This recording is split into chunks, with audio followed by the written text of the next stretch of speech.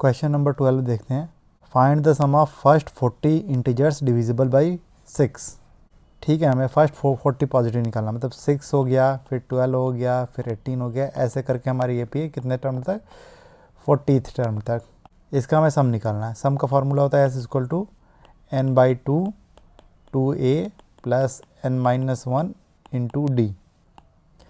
यहाँ पे n कितना है 40 डिवाइड बाई 2 इंटू a कितना है 6 प्लस n-1 मतलब 39 इंटू डी कितना हो गया 6। तो यहाँ पे हम कैंसिल कर देंगे, ये 20 हो जाएगा। तो 20 into 12 plus 2 34 equal to 20 into ये हो जाएगा 4920। 12 वाला हो गया। 13 होमवर्क आपके लिए। 14 find the sum of odd numbers between 0 to 50। Sum ये भी आपके लिए होमवर्क। अब हम देखते हैं ये 15th वाला question. Contract on a construction job specifies a penalty for delay of completion beyond a certain date as follows 200 for the first day, मतलब पहले के लिए 200 लाए, 250 rupees for the second day, 250 for second day, 300 for the third day and so on. The penalty for each succeeding day being 50 rupees more than for the preceding day. How much money the contractor has to pay as penalty if he has delayed the work by 30 days? n is equal to है 30 days। तो हमें सम का formula पता है। s is equal to क्या होता है n/2 2a plus n-1 into D. तो यहाँ पे n क्या हो जाएगा n 30 divide by 2 into a मतलब 200 प्लस 30 में से 1 जाएगा 29 इंटू डी कितना है 50 का डिफरेंस एवरी डे है। तो हम 2 से कैंसिल कर देंगे, ये 15 हो जाएगा और ये 15 और ये हो जाएगा 400 प्लस 1450 या 15 इंटू 1850 टोटल हो जाएगा 27,750 रुपीज़ की इसकी पेनाल्टी आ गई। ये आ गया हमारा आंसर। अब ये 16 वाला क्वेश्चन हम देखते हैं। 16 वाला क्वेश्चन में दे रखा है a sum of 700 is to be use to give 7 cash prizes, मतलब सम कितना है 700 दे रखा है 700 रुपीज़, और ये भी दे रखा है कि कितने प्राइज़ हैं 7 प्राइजेज़ हैं, मतलब कि n इक्वल टू 7 है। और हमें cash prizes to the student of a school for their overall academic performance if each prize is 20 rupees less than its preceding prize, find the value of each prizes. मतलब d भी दे रखा है कि D कितना है 20।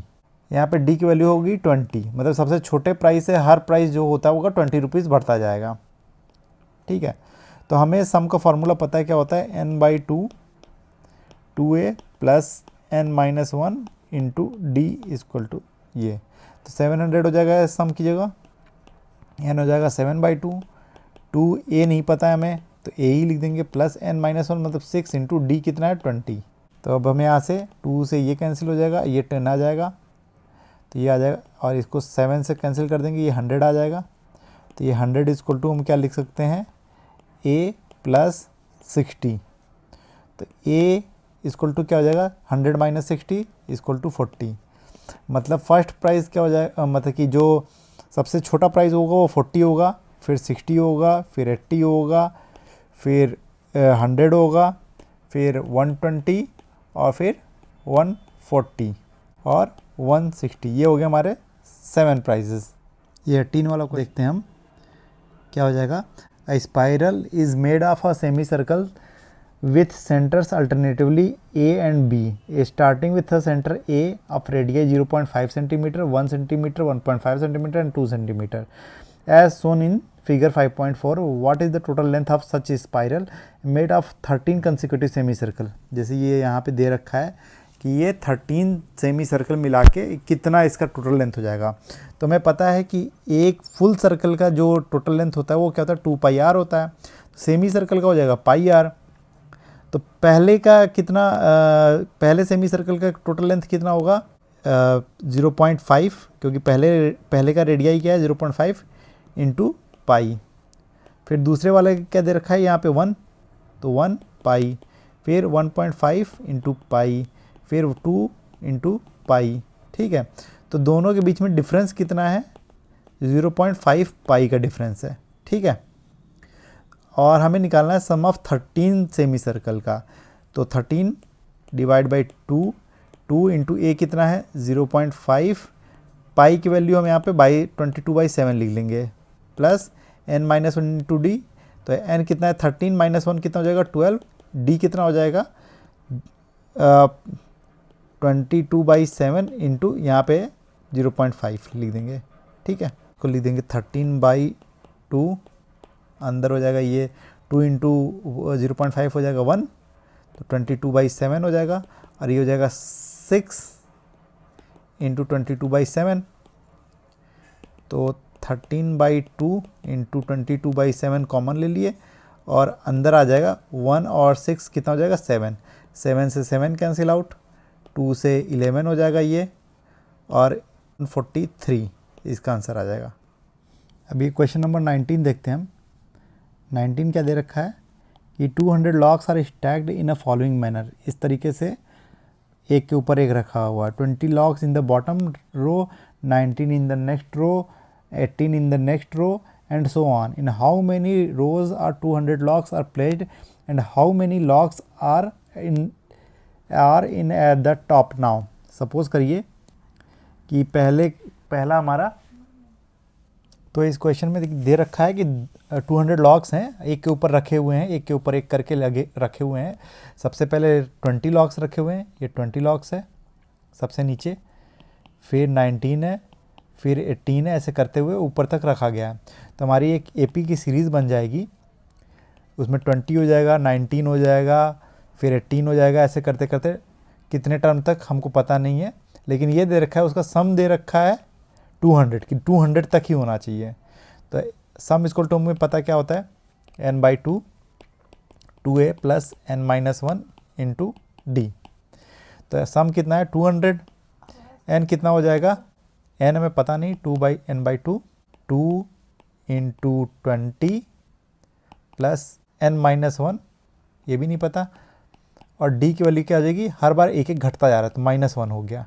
तो इसको हम क्या करेंगे, 2 इधर ले आएंगे, तो ये 400 हो जाएगा, ये हो जाएगा n, ये हो जाएगा 40 प्लस ये हो जाएगा -n और -+1, ये हो जाएगा 400 इक्वल टू क्या लिख देंगे हम, n प्लस 41 माइनस n, ये हो जाएगा 400 equal to 41n minus n square. इसको एक तरफ ले जाएंगे, क्या हो जाएगा n स्क्वायर माइनस 41n और प्लस 400 इक्वल टू 0।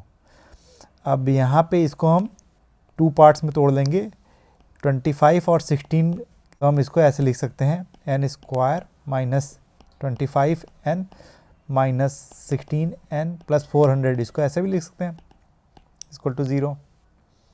मतलब इन दोनों का मल्टीप्लिकेशन करने पे 400 आना चाहिए और प्लस करने पे 41 आना चाहिए।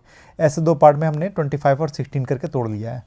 तो यहाँ से n हमने कॉमन ले लिया, n-25 आ गया, और यहाँ पे फिर हमने 16 कॉमन ले लिया, -25 इक्वल टू 0। फिर हमने इसको वापस से किया सॉल्व, n-16 इधर आ गया इक्वल टू 0।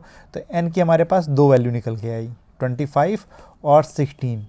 अब अगर एक एक करके घटता जाएगा तो अगर मिनिमम पे जाएं, अगर 25 रो तक जाएंगे तो वो माइनस में जाने लगेगा वैल्यू, तो 25 यहाँ पे पॉसिबल नहीं है, ठीक है, क्योंकि लॉग माइनस में नहीं हो सकता। तो दूसरी वैल्यू में हमारी क्या पॉसिबल है, 16। तो 16, तो हमें क्या निकालना है, A16 की टॉप रो पे कितने लॉग हैं। तो पहले हमें पता चल गया कि रो कितने हो गए 16। A16 की value A plus n-1 into D.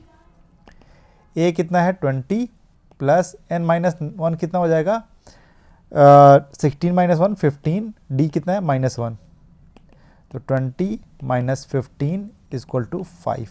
ये आ गया हमारा आंसर। क्वेश्चन नंबर 20 देखते हैं। इसमें दे रखा है in a potato race a bucket is placed at the starting point, यहाँ बकेट प्लेस है, which is 5 metre from the first potato, मतलब पहला पोटैटो ये है, and the other potato are placed 3 metre apart, मतलब दूसरा पोटैटो ये है, तीसरा पोटैटो ये है, चौथा ये, ठीक है, ऐसे कर करके हमारे रखे हुए हैं पोटैटो।